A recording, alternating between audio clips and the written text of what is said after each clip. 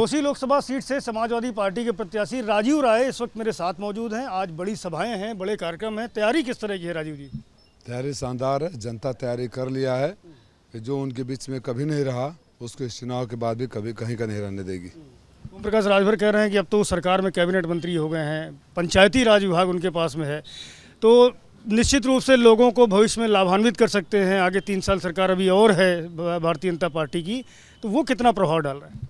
वो जो उनका धमकाने वाला ये अंदाज है ना, घोसी के तहजीब से, घोसी के संस्कार से मेल नहीं खाता है।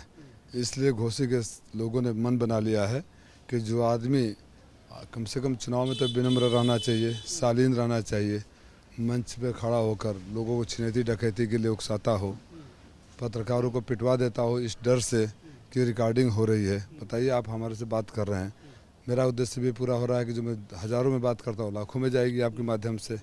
तो मैं कौन सी ऐसी गंदी बात या गंदी हरकत कर रहा हूँ कि रिकॉर्डिंग के डर से पिटवा दूँ पत्रकारों को। रोड पर चलते समय ट्रैफिक जाम हो गया, प्रोटोकॉल ताम झाम के साथ चला नहीं, लेकिन यहाँ तो चुनाव आयोग अंधा बारह बना बैठा है। पद्मेश तिवारी नामक एक युवक की गाड़ी फंस जाती है, उठ के पिटाई हो जाती है। प्रधानों को धमकाया जाता है, मदरसों के टीचरों को धमकाया जाता है, माइनॉरिटी को धमकाया जाता है। उनकी मजबूरी है कि वोट दे। लोकतंत्र में जो जनता का आशीर्वाद चाहता है उसकी मजबूरी होती है कि जनता की सेवा करे, जनता के सुख दुख में रहे। तो जनता को, मालिकों को जो मजबूर समझ रहे हैं, अपने को घोषित कर रहे हैं कि नगर के ज़िले के पंचायत अध्यक्ष फलाने हैं, इनका मालिक मैं हूँ।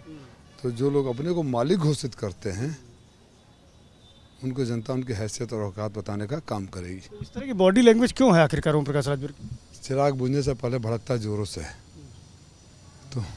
तो ये इनकी जो है ना पोल खुलने वाली इस चुनाव में, इनके बाद जो हैसियत इनकी रह जाएगी, बाबा भी इनसे बदले गिन गिन के लेंगे, चुन चुन के लेंगे। आए तो उन्होंने क्या बाबा बोल गए कि देखो उसने अपने बुढ़ापे का सहारा छड़ी अपने बेटे को दे दिया। अरे मैं यहाँ हूँ तो यहाँ के बेटे बेरोजगार रहें, यहाँ के बेटे मार खाएं, यहाँ के बेटों की सुनवाई नहीं हो, और छड़ी अपने बेटे को दे दिया। बाबा साफ शब्दों में कह गए कि इसको वोट मत देना, इसने अपना बुढ़ापे का सहारा अपने बेटे को दे दिया है। और जनता बेसहारा हो रही है, नौजवानों को नौकरी नहीं मिल रही है, रोज़गार नहीं मिल रहा है, तो बाबा भी इनसे गिन गिन के लेंगे। आपने देखा नहीं, ध्यान दिए, आप तो वरिष्ठ पत्रकार हैं, 8 महीना से दिल्ली से दबाव होता रहा, लेकिन बाबा आचार संहिता होने से 2 दिन पहले इनको मंत्री बनाते हैं। आचार संहिता के खत्म होने के 2 दिन के अंदर इनको रुखसत कर देंगे, जब यहाँ से जमानत जब्त हो जाएगी। कल मैं योगी आदित्यनाथ से गोरखपुर में बातचीत कर रहा था, तो उनका ये कहना था कि विपक्ष में न कोई नेता है, न कोई नीति है, ऐसे में 400 पार होना तो स्वाभाविक है। 400 पार होगा अगर मैं कहूँ कि रोड के उस पार आपका है, यानी रोड के पार तक हमारा है, ठीक है ना, या आप कहें कि रोड के उस पार तक जाना है तो उस पार आपका है, इधर हमारा है। 400 हमारा होगा, पार वाले सीटें उनकी होगी। प्रधानमंत्री नरेंद्र मोदी आज कन्याकुमारी पहुंचे हैं और वहां ध्यान लगाएंगे जहां कभी विवेकानंद ने ध्यान लगाया था। किस तरह से देखते हैं? माननीय प्रधानमंत्री जी ने विवेकानंद को श्यामा प्रसाद मुखर्जी के साथ भी चिंतन बैठक के लिए बना दिया था। यहाँ गोरखपुर में आए थे, मैं वहाँ तो बाबा गोरखनाथ को, गुरु नानक को और कबीरदास को एक साथ ध्यान के लिए बैठा दिया। पता नहीं माननीय प्रधानमंत्री झोला लेकर गए हैं कि नहीं। बहुत शुक्रिया हमसे बात करने के लिए। तो राजीव राय हैं, चुनाव प्रचार कर रहे हैं, दावा कर रहे हैं अपनी जीत का, और ये भी कह रहे हैं कि जाति समीकरण के साथ में लोगों का प्यार भी उन्हीं के साथ में है।